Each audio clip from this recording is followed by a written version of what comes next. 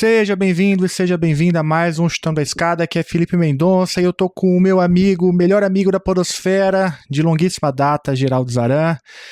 E aí, cara, tudo bem? Tudo bem, Felipe. Tá triste por causa do São Paulo, não? Porra, mas você já vai começar assim, cara, do nada. O que eu te fiz? Pra que essa violência gratuita, cara? Totalmente desnecessária. Cadê o símbolozinho, o tokenzinho saiu lá de trás, né? Alguém derrubou. A Débora andou usando aqui o escritório e acho que ela tirou de vergonha alheia. Mas tá bom, fora Carpini. É a máxima agora do torcedor de São Paulo. O problema é que não tem quem botar no lugar. Débora andou na mídia aí, né? Global ela, né? Ah, ela e a Carol, cara, não para, né? São duas máquinas. Aliás, elas gravaram 2 episódios aí bem interessantes. Um sobre as eleições em Portugal. Então, quem ainda não sabe nada de eleição em Portugal, as duas explicam tudo. E um outro sobre a guerra contra a educação antirracista nos Estados Unidos. Eu fiquei bem surpreso com esse episódio. Recomendo demais o episódio com a Vitória de Oliveira Ribeiro, que a Débora e a Carol tocaram aqui. Muito bom. Débora e a Carol com tudo. Estão com mais energia que a gente, hein? Ah, que bom, né? Tem que ter abaixo o patriarcado, pode pôr elas pra tomar conta mesmo, não faço questão não. Tá certíssimo. Geraldo Zaran, olha só, se o ouvinte chegou aqui agora, não sabe do que se trata, o que é Chutando a Escada e como faz para ajudar? O Chutando a Escada é o seu podcast semanal de política internacional e divulgação científica na área de relações internacionais. Normalmente estamos eu e Felipe Mendonça aqui falando sobre temas da agenda contemporânea e temas de pesquisa, mas de vez em quando também temos convidados, tem as outras 2 apresentadoras que a gente estava fazendo menção agora, a Débora Prado e a Carolina Pavese.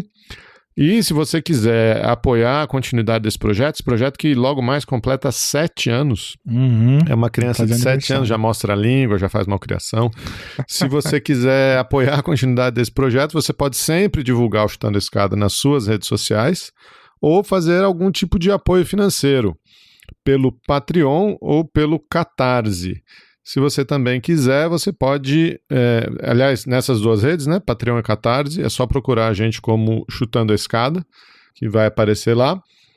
Ou se você quiser, você também pode fazer um Pix para apoio@chutandoaescada.com.br, de preferência um Pix recorrente, e aí você escreve para esse e-mail, avisa a gente, que a gente vai agradecer você aqui ao vivo.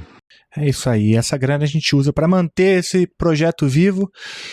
E Geraldo, olha só, antes da vinheta, eu queria agradecer então todo mundo que ajuda financeiramente o Chutando a Escada e também pedir para o ouvinte, que não pode ajudar financeiramente, que compartilhe, que mande lá uns 5 estrelas no teu agregador favorito. A gente tem muito ouvinte do Spotify, dá até para mandar pergunta por lá, descobri recentemente. Então compartilhe aí, ajuda a gente a manter esse projeto no ar. Vamos para a vinheta então? Vamos lá. Então roda a vinheta aí, Felipe. A escada é uma construção que serve para fazer um deslocamento vertical. Nem sempre é assim, mas tem um jeito de facilitar tudo isso. Elevador? Não.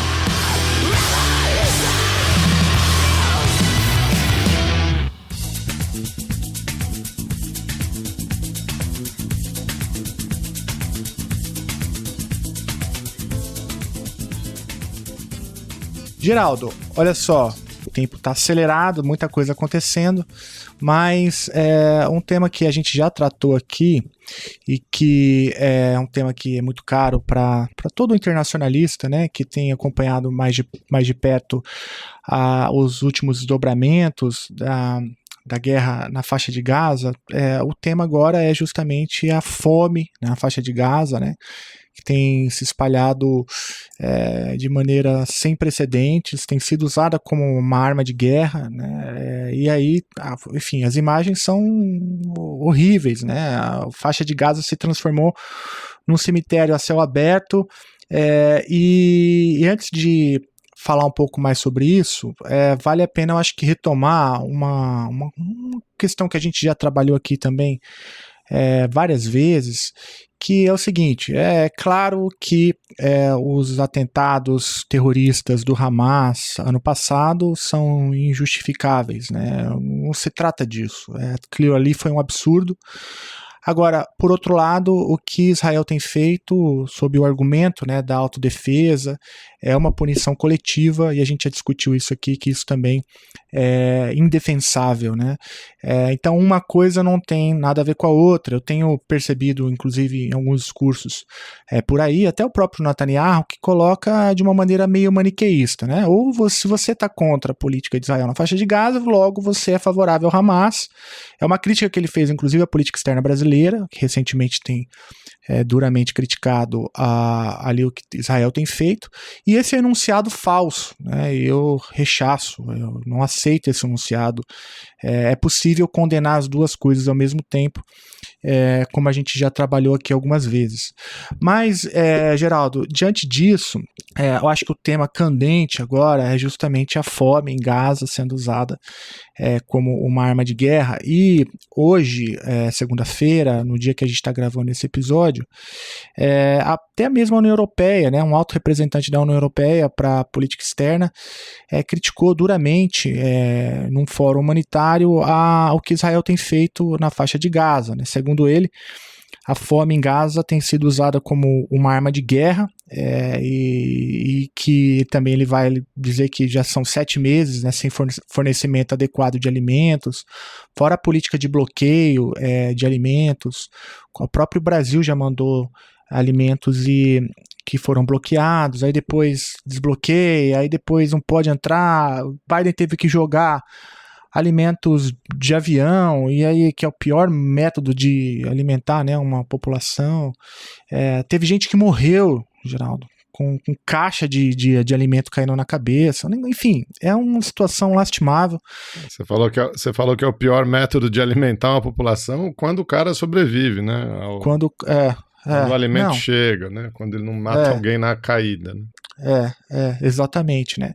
Então é uma situação assim extremamente lastimável, né? E já tem aí especialista falando que já passou de um ponto de não retorno, né? Porque a desnutrição, principalmente em crianças na faixa de Gaza, ela já passou de um ponto de modo que as sequelas, mesmo que essas crianças comecem a ser alimentadas adequadamente a partir de agora, as sequelas já deixarão ali marcas, né, nessas crianças. Então, e aí, com isso em mente, eu dei uma telefonada lá para um grande especialista do assunto aí de fome, que tem trabalhado fome, a gente já entrevistou algumas vezes. Vamos ver se você adivinha de quem eu estou falando. Tem alguma ideia? Fome, infelizmente, é o dono do Fomeri, né? É o dono do Fomeri. Ele vai ficar bravo se eu falar que ele é o dono. Lógico que é o Fomeri, que é o grupo de fome em relações internacionais. Tem muitos outros pesquisadores, muita gente bacana. Você deve estar falando do Thiago Lima, né? Isso, é o grande Thiago Lima. O Thiago Lima conversou aqui rapidinho comigo, mas antes de falar com ele, ele já passou aqui algumas vezes. E é engraçado que todas as vezes que ele passa aqui é para dar má notícia, né? Exceto no primeiro episódio. No primeiro episódio, o episódio 1 do Chutando a Escada, o Thiago veio aqui e contou a melhor história do Chutando a Escada desde sempre. E aí ele passou aqui e eu troquei uma palavrinha com ele. Mas antes de ouvir o Thiago, eu queria divulgar um livro recente que ele publicou.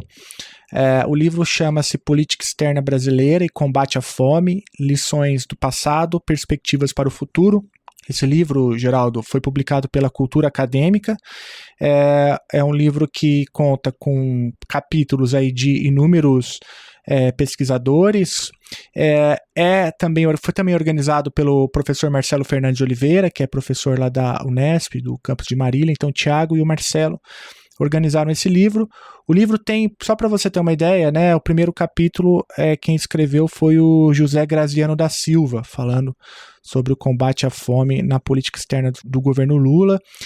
Então, é gente aqui muito gabaritada que tem olhado sistematicamente o assunto. E o melhor de tudo é que o livro você pode comprar direto na editora, ou se você quiser fazer o download do e-book, também você pode fazer isso de forma totalmente gratuita. Então eu vou deixar o link na descrição do episódio para você aí interessado no tema de combate à fome e as intersecções que isso tem com os estudos de política externa, para você fazer o download e ler de graça, na íntegra, o livro que o Thiago e o Marcelo organizaram. Que beleza, hein? Ótima notícia essa, né? Presente aí para você e para o ouvinte, livro de graça. E se você prefere o papel, como eu, você pode comprar lá direto na editora. Olha só, então feito aqui o jabá pro livro do Thiago. Geraldo, uma coisa que eu fiz questão de perguntar ali pro Thiago é sobre essa ideia da fome ser usada como uma arma de guerra, tal como agora o Joseph Borrell, que é esse alto representante da União Europeia que eu citei, mencionou, né? Olha, fome sendo usada como uma arma de guerra, isso faz sentido, conceitualmente é correto falar nesses termos, e o Thiago me mandou esse áudio aqui, ó. Então, antes mesmo dessa catástrofe violenta que está acontecendo agora, a população de Gaza já vivia numa situação de insegurança alimentar muito complicada, né?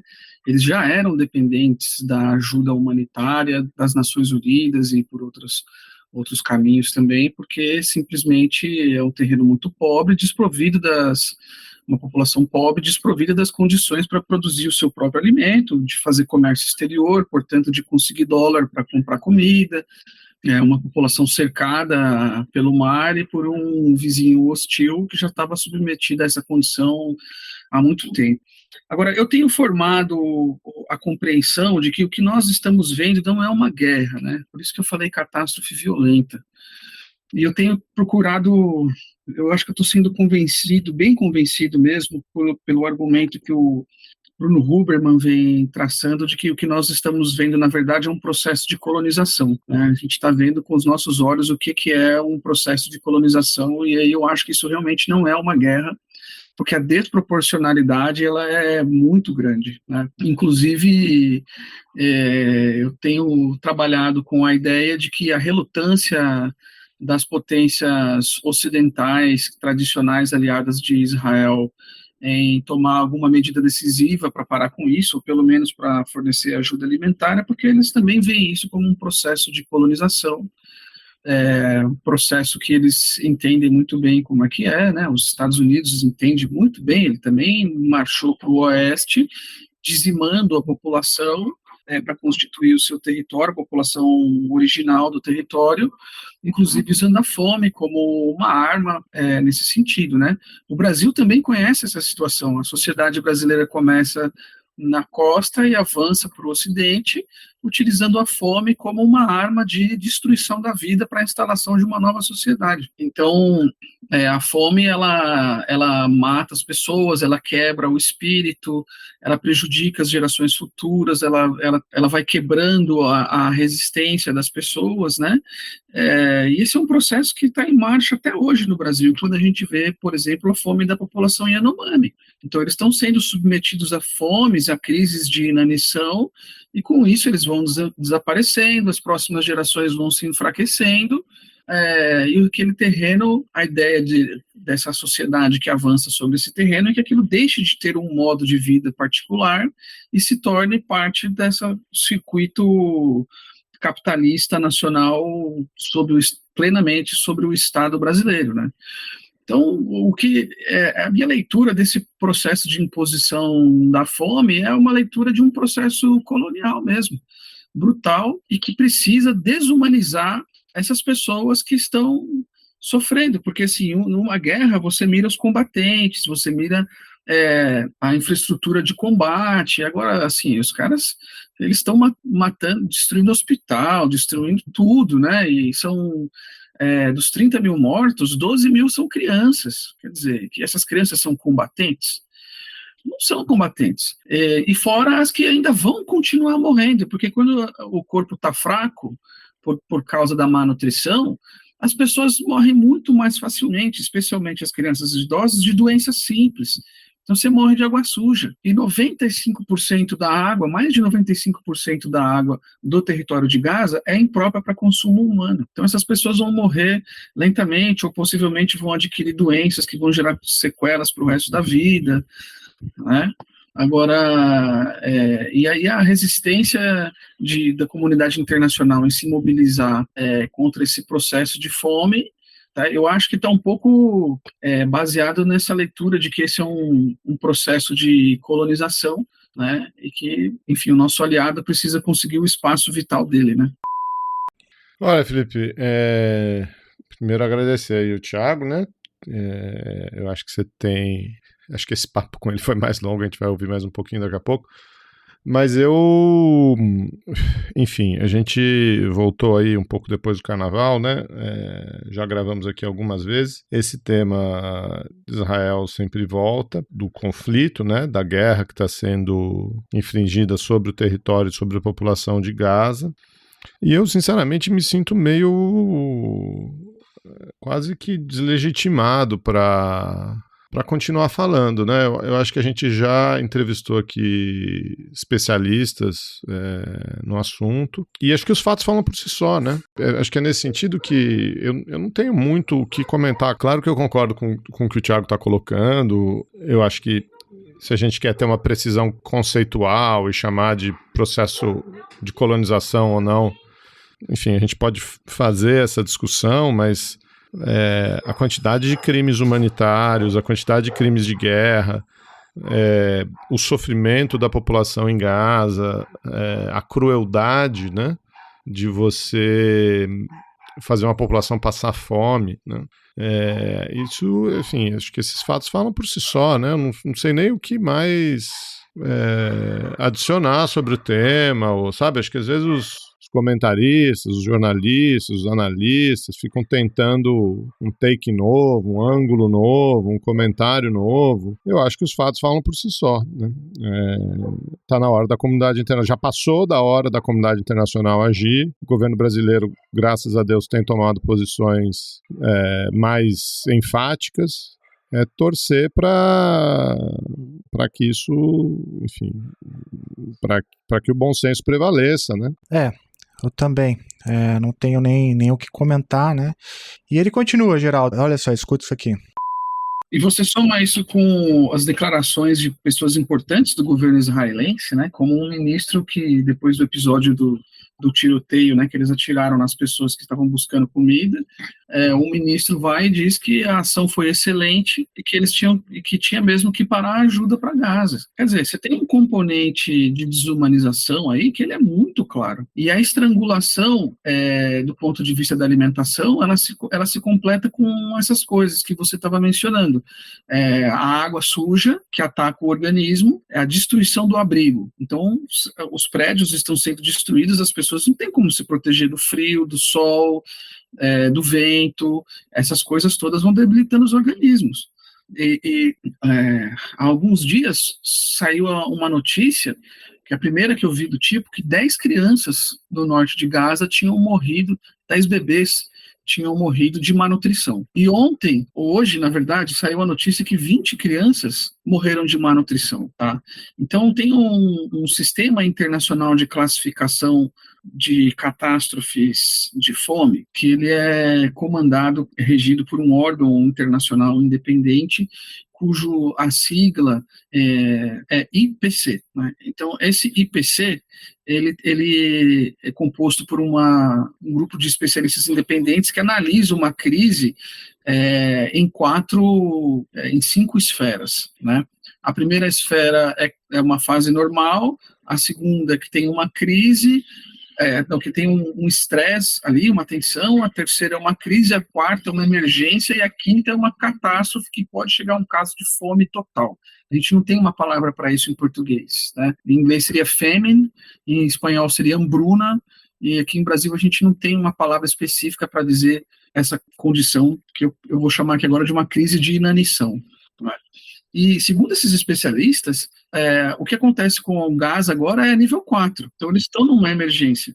E as características de catástrofe nível 5 já estão presentes em partes do território, e uma das mais importantes é a morte de criança por causa resultante da desnutrição. E já está começando a acontecer isso. Então, tem um grande especialista, se eu não me engano, britânico, radicado nos Estados Unidos, o Alex DeWall, que ele estuda as grandes fomes na história. Ele tem um livro, para quem se interessar por esse tema, chamado Mass Starvation, Esfomeamento em Massa, numa tradução, um livro, né?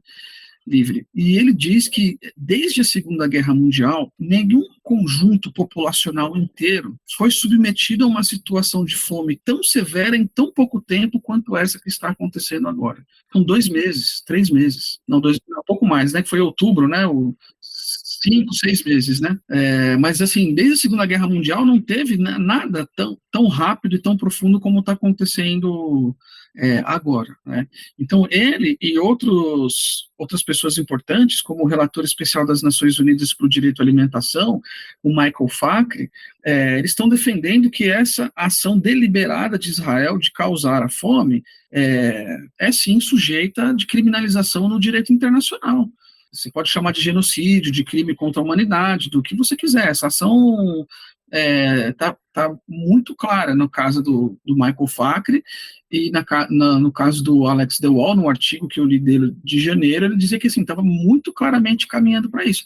Agora, se a gente vai, ou quem precisar chamar isso, né, chamar isso de genocídio ou de crime contra a humanidade, esse tipo de discussão técnica, isso não é relevante. O relevante é que as pessoas estão morrendo de fome, entendeu? Então alguém tem que parar a atrocidade violenta para que pelo menos um mínimo de ajuda alimentar chegue a essas pessoas. Essa discussão semântica e esses detalhes jurídicos internacionais, eles não são relevantes agora. E o que é relevante agora é o seguinte: a comunidade internacional precisa jogar todo o seu peso para forçar a ajuda humanitária para essas pessoas, especialmente para as crianças, independente do nome que venha a se dar, o que Israel está fazendo. Esse debate também da precisão conceitual me irrita profundamente, Geraldo. A gente já falou bastante isso aqui, né? Inclusive no primeiro episódio agora de 24, né? Tem um debate sobre precisão conceitual enquanto pessoas morrem sistematicamente de fome.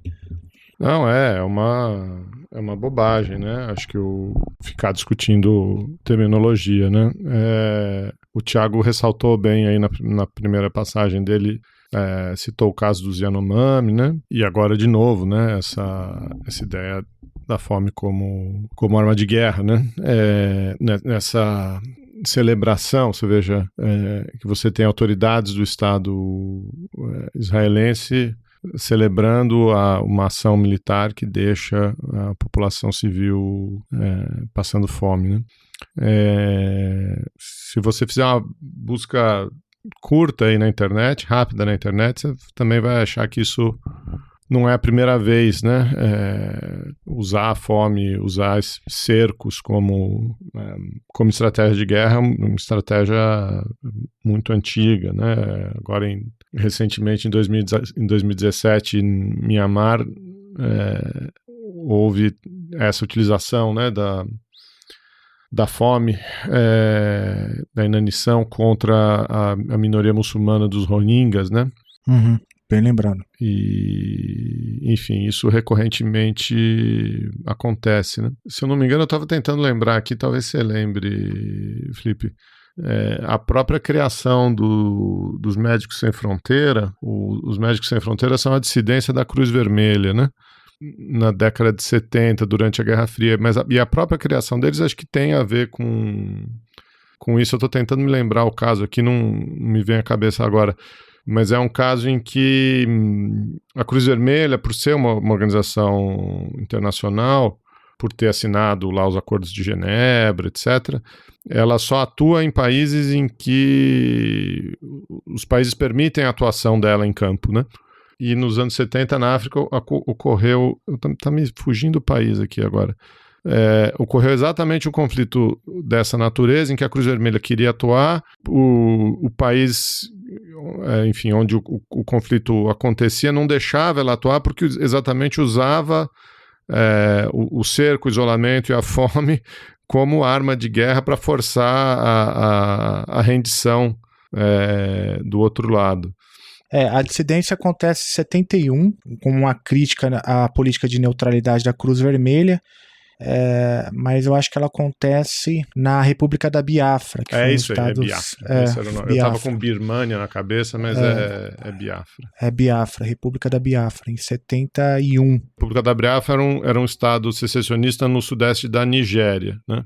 E aí a história é um pouco essa, né? A Nigéria tentava isolar, né, a Biafra e impedir que recebesse ajuda externa e, enfim, deixar a população, inclusive a população civil, passando fome, né?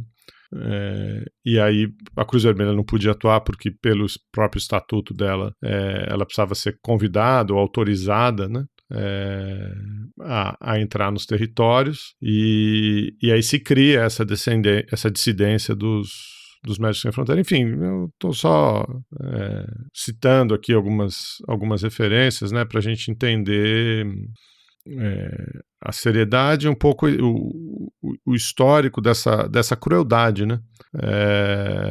Que é deixar a população civil sem acesso a mantimentos, a remédios, a comida, enfim, a água potável, a um mínimo de decência, né? E acho que tem um outro elemento, que é o seguinte: isso só vai gerar ressentimento, né? Você imaginar que isso é um jeito de acabar com o terrorismo, de melhorar, de solucionar algum tipo de problema, de melhorar a relação entre israelenses e palestinos, é de uma estupidez tremenda, né? Isso só vai gerar mais ressentimento, só vai gerar outras gerações de perpetuação do conflito, né? Uhum. E isso remete à primeira fala do Tiago, por isso também que ele faz menção, né, à política de colonização, para entender um pouco o que Israel faz na faixa de Gaza, né? Não é uma política de solução de um problema, né? É a tentativa de construção de uma solução definitiva que implica na expulsão dos palestinos da faixa de Gaza, e daí o uso da fome como uma arma, né, para conseguir esse objetivo.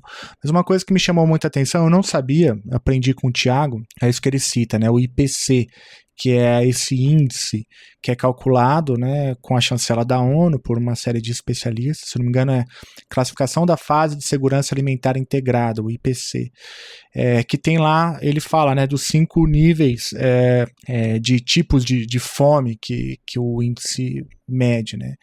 E hoje, no dia da gravação desse episódio, 18 de março de 2024, saiu um novo relatório, né, do IPC, chamando o que acontece na faixa de Gaza de fome catastrófica, o que pode alcançar 1,1 milhão de pessoas na faixa de Gaza entre 16 de março e 15 de julho de 2024, o que equivale a 50% da população local nesse nível, né, de fome catastrófica. E aí,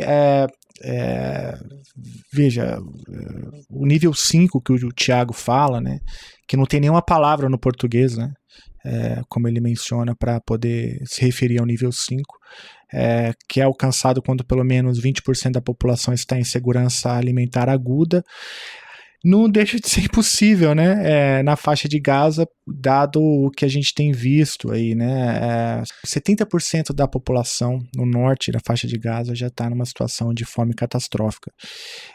Enfim, é um absurdo sem tamanho. Eu acho que a gente precisa mesmo usar, né, o nosso pequeno espaço aqui para denunciar essa política deliberada, pensada, né, não é acidental, que Israel imprime na faixa de Gaza.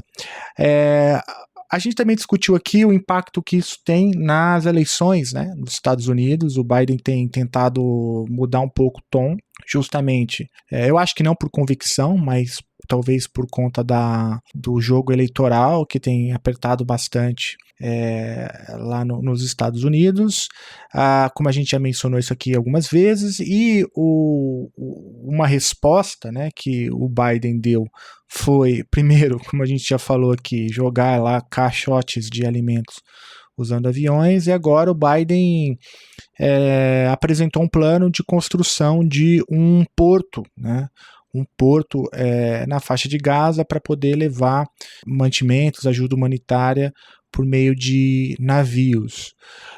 Se eu não me engano, esse fim de semana aconteceu uma primeira entrega, né, via oceano de ajuda humanitária, Mas tem esse plano aí, obviamente ele não é imediato, porque implica ali na construção de um porto, né, para fazer essa política ser sistemática, né, mas é algo que está na agenda aí do presidente Biden. E aí, Geraldo, eu perguntei para o Thiago o que ele tem achado sobre a política dos Estados Unidos, especificamente nessa questão da fome na faixa de Gaza, e ele me respondeu isso aqui, ó. Será preciso algum tempo para ver no que vai se transformar essa iniciativa de criarem um porto ali, contrariando a estratégia israelense, né? Então vamos ver se isso vai se transformar mesmo em alguma coisa, como que vão garantir a segurança desse porto, a aglomeração que naturalmente será gerada por ali, né? Lembrando que a aglomeração de pessoas é extremamente problemática num contexto de fome, porque as pessoas aglomeradas, como nós vimos na pandemia, favorecem a transmissão de doenças, e com os corpos debilitados, as pessoas ficam mais vulneráveis também, né? Então a gente vai precisar de algum tempo para ver como que é isso, né?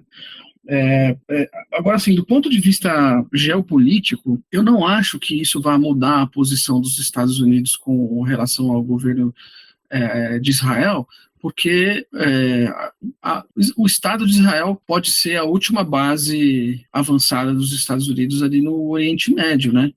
Então, eles precisam de ter aquele enclave territorial ali para controlar a política no Oriente Médio. Eles não podem abandonar o Estado de Israel.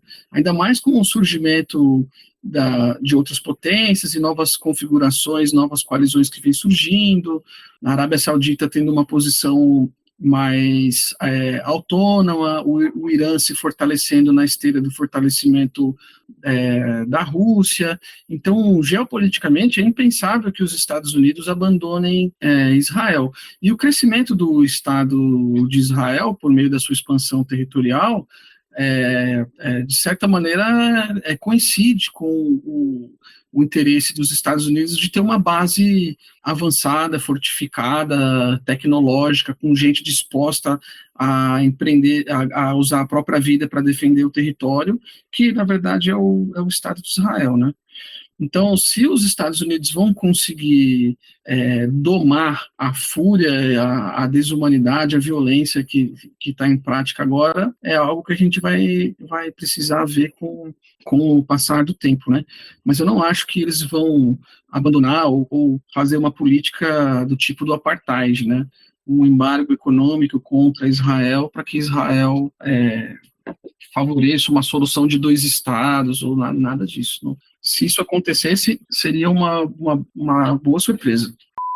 Geraldo, essa relação com a política externa dos Estados Unidos eu acho bem importante. Tem o jogo eleitoral, né, essa disputa entre Biden e Trump já consolidada, o trumpismo tentando surfar um pouco também nessa onda.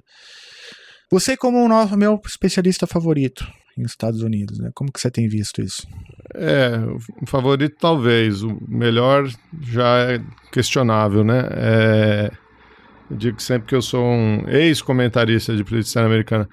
Eu acho o seguinte, acho que assim, enfim, o comentário do Thiago é muito acertado, né? A gente tem que esperar um pouco para ver o que vai acontecer. Acho que você mesmo agora há pouco falou, né, Felipe? É um apoio reticente, né? A gente vê ali a Kamala Harris fazendo algumas declarações, se encontrando com alguns políticos de oposição, ou pelo menos da oposição da ocasião, né? Porque tem gente até no gabinete do Netanyahu que é oposição a ele hoje em dia, né? Então, eu acho que a gente tem que olhar essas iniciativas dos Estados Unidos com alguma reticência, enfim, algum cuidado, que é o que o Thiago está indicando aí, né? Agora, eu fiz um comentário no nosso grupo de apoiadores já umas semanas atrás, que da perspectiva israelense, do mesmo jeito que da perspectiva americana, né, o conflito tem um impacto nas eleições e tem um impacto negativo para o Biden, porque boa parte do eleitorado democrata, principalmente o eleitorado democrata mais jovem, ficou desiludido, né, com a postura americana. Isso está servindo como um fator de desmobilização da base democrata, vai ter muita gente que não vai votar, ou pode não votar, né, no Biden, por conta da postura dele em relação a Israel. Lembrando sempre que nos Estados Unidos o voto não é obrigatório, né? Então a primeira briga sempre dos partidos é levar o seu eleitor até a urna, né? Então, dado que tem esse efeito no lado americano, eu acho que o Netanyahu também pode estar fazendo essa conta do lado israelense, né? Eu me lembro aqui sempre do caso do Jimmy Carter e do Ronald Reagan, né? O Jimmy Carter, durante o seu governo em 79, tem o caso da Revolução Islâmica. Seguindo a Revolução Islâmica, diplomatas americanos na embaixada inteira são sequestrados, primeiro por um grupo de jovens, e depois esse grupo tem o apoio do governo, né, do Ayatollah Khomeini. O Carter tenta uma tentativa de resgate desses reféns, é mal sucedido, e aquilo praticamente enterrou o governo do Carter, né?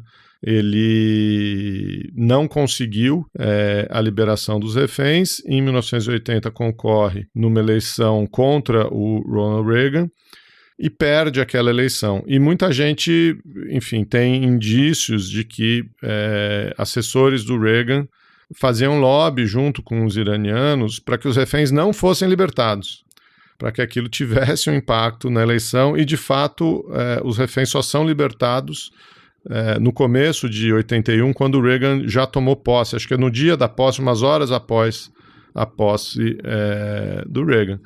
Isso aqui é chute, né? Isso aqui não está baseado em fonte, não está baseado em nada. Mas eu acho que o Netanyahu pode estar fazendo uma conta parecida. Ele pode estar esticando a corda, esticando o conflito, né? Ele sabe que tem uma eleição nos Estados Unidos no fim do ano, e ele sabe que, vencendo o Donald Trump, ele terá um aliado para negociar qualquer tipo de acordo pós-guerra, de novas fronteiras. Ele sabe que ele terá um aliado para negociar o futuro da região nos seus termos, né? Então eu acho que ele pode estar fazendo essa conta. Continua o conflito continua prejudicando o Biden e, por consequência, favorecendo o Trump na eleição. E caso haja a vitória do Trump, ele teria ali um aliado para resolver esse pós-conflito de uma maneira mais favorável. Lembrando sempre que o Netanyahu está brigando pela sua sobrevivência política, né? Está brigando para não ser preso. Tem uma série de acusações aí de todo tipo de sorte, de enriquecimento ilícito, de enriquecimento da família, enfim. O que você procurar tem contra o Netanyahu. Então, eu não me surpreenderia, de novo, é chute, mas eu não me surpreenderia se ele não tivesse esticando o conflito também com um olho na eleição nos Estados Unidos e num possível apoio do Trump pós-eleição. Eu acho que é um bom chute. De chute a gente entende aqui, né? Mas isso explica um pouco, talvez, justamente essa relação conturbada entre o Biden e o Netanyahu. Eu acho que é uma boa hipótese, né? E hoje mesmo, no dia da gravação desse episódio, o Biden e o Netanyahu se falaram por telefone depois de um mês sem se falar. Uma crise dessa proporção acho que é um dado importante, é um tempo longo, né, sem se falar. E o Biden, de novo, tentando chamar o Netanyahu para um cessar-fogo, chamando o Netanyahu para conversas, para discutir a questão, apresentar alternativas, né? E o Netanyahu se esquivando, como sempre, né? Mas parece que concordou em enviar um grupo, por enquanto, né? Para Washington para discutir a situação. Geraldo, olha só, infelizmente esse é um tema, como eu disse, um tema difícil, que toca, né, todo mundo, e assim, as imagens são absurdas, né? Nada justifica uma punição coletiva nesses termos, nessa dimensão, nesses moldes, né? Por mais absurdo e condenável que seja o Hamas, né? Isso não é justificável em hipótese alguma, né? São coisas diferentes, né? E dois erros não fazem um acerto, e os atores que têm mais capacidade devem ser julgados, né, pelos termos mais, enfim, por padrões mais elevados também, né? A barra é mais alta para o Estado de Israel. Se o Estado de Israel quer se comparar com o Hamas, que dê soberania, né, ao território palestino, e aí sim encare o Estado palestino de igual para igual. Como não é isso que acontece, tem sim que ter uma barra mais alta para esse Estado que desrespeita o direito internacional há décadas, né? O Chutando a Escada conta com apoio financeiro dos seus ouvintes. Para saber mais, acesse chutandoaescada.com.br/apoio.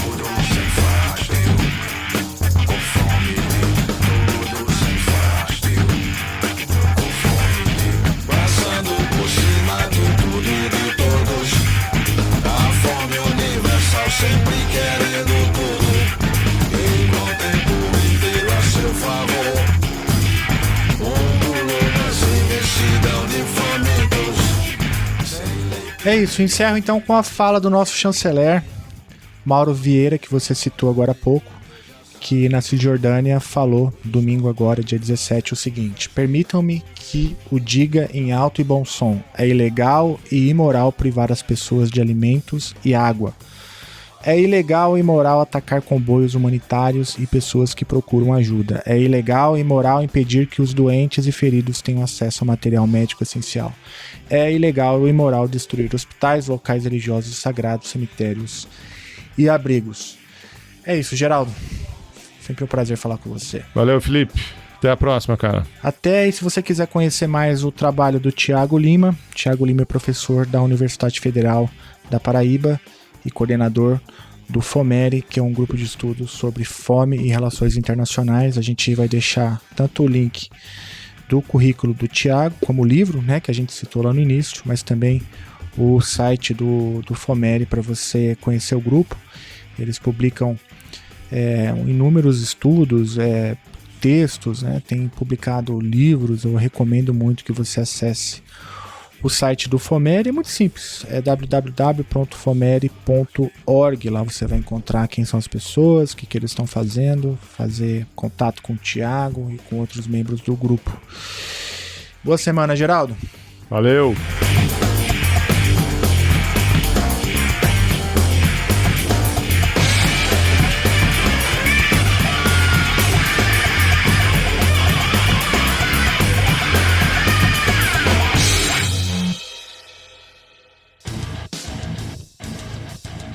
Você acabou de ouvir mais um episódio do Chutando a Escada.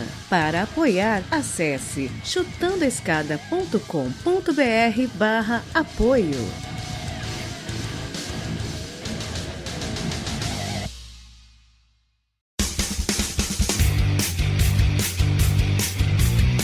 Cortes, edição de podcast.